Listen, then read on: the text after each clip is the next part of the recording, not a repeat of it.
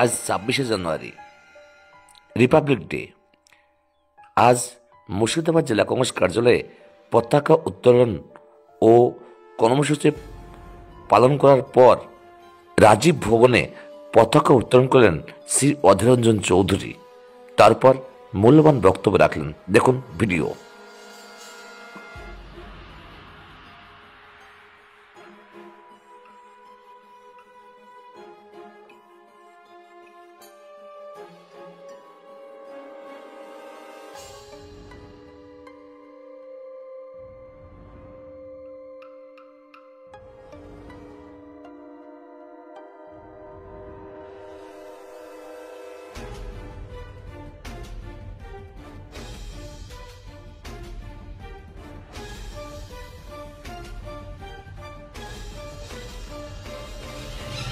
আমি প্রথমে আমাদের একটা ছোট্ট ভুল হয়েছে, সেটা যেদিন এই দেশ স্বাধীন হয়েছিল ব্রিটিশের হাত থেকে মুক্ত, প্রজাতন্ত্র দিবস সার্বভৌম রাষ্ট্র হিসাবে সংবিধান হাতে নিয়ে আমাদের গৌরব, আমাদের মর্যাদা, আমাদের সম্মানকে ঘোষণা করছি। তাই যেদিন আমরা স্বাধীন হয়েছিলাম সেদিন আমরা নিচে ছিলাম, উপরে ছিলাম। আজকে প্রজাতন্ত্র দিবস, আজ আমাদের নিচ থেকে উপরে ওঠা নয়, আমাদের উপর থেকে জগৎকে দেখা, উপর থেকে দেশকে দেখা। তাই পতাকা উপর থেকে নামবে। এর আগেও আমি কথা কিন্তু এখানে বলেছিলাম, এটা যেন ফার্দার আর ভুল না হয়, তবে আমরা ক্ষমা চেয়ে নিচ্ছি তার জন্য। তারা স্বাধীনতা দিতে বাধ্য হয়েছিল ভারতবর্ষের মানুষের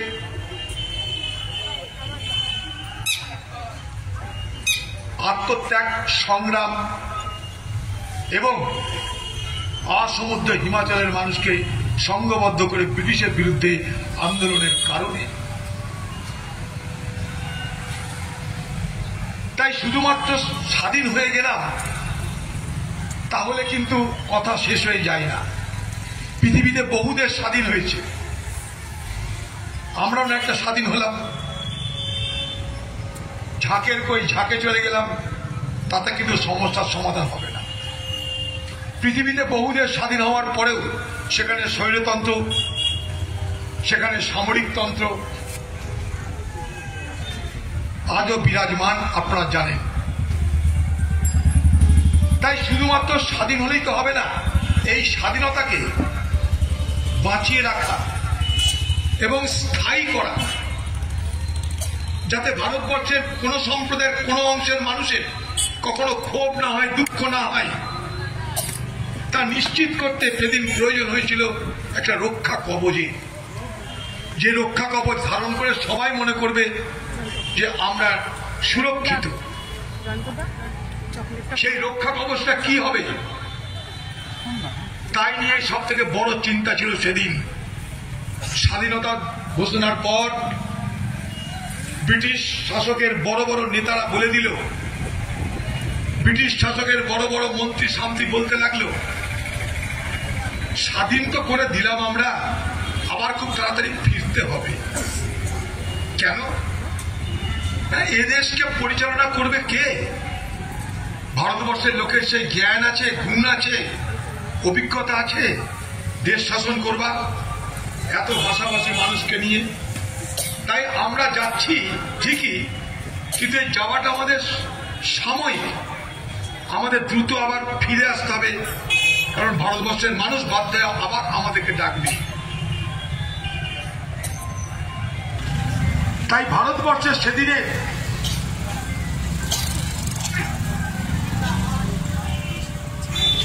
স্বাধীনতা আন্দোলনকারী,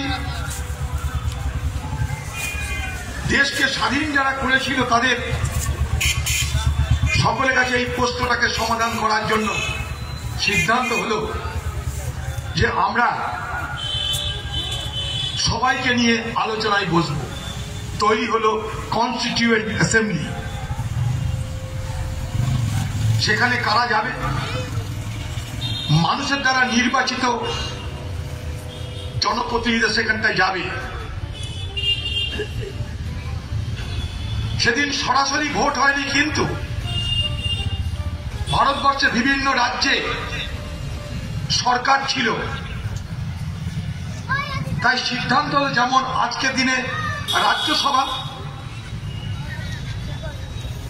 রাজ্যসভায় যারা এমপি হয় তারা সরাসরি নির্বাচিত হয় না, এমএলএরা নির্বাচিত করে। ঠিক তেমনি ভাবেই কনস্টিটিউয়েন্ট অ্যাসেম্বলিতে অর্থাৎ সংবিধান রচনা করবার জন্য যে অধিবেশন ডাকা হলো, সেখানে সেই নির্বাচিত জনপ্রতিনিধিরা গেল, যারা প্রত্যেকটা রাজ্যের যারা এমএলএ, যারা জনপ্রতিনিধি, তাদের দ্বারা নির্বাচিত জনপ্রতিনিধি। এইবার শুরু হলো আলোচনা। একদিনে কি আলোচনা শেষ হয়? আলোচনা করতে করতে করতে করতে 2 বছর 11 মাস 17 দিন লেগে গেল। তারপর 1949 সালের 26শে নভেম্বর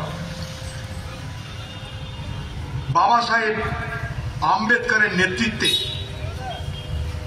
ভারতবর্ষে যে সংবিধান তৈরি হওয়ার প্রক্রিয়া শুরু হয়েছিল, সেই সংবিধান তৈরির কাজ শেষ হল 1949 সালের 26শে নভেম্বর।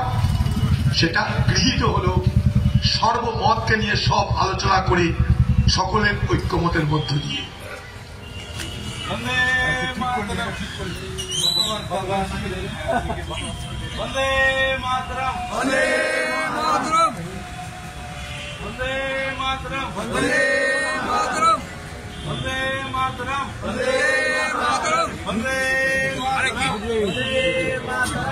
লেগে গেছে তো